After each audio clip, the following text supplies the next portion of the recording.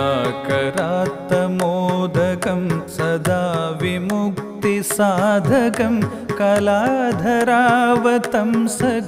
विलासिलोकरक्षकम् अनायकैकनायकं विनाशिते भदैत्यकं नदाशुभाशुनाशकं नमामि तं विनायकं मुदाकरात्तमोदकं सदा विमुक्तिसाधकं कलाधरावतंसकं विलासिलोकरक्षकम् अनायकैकनायकं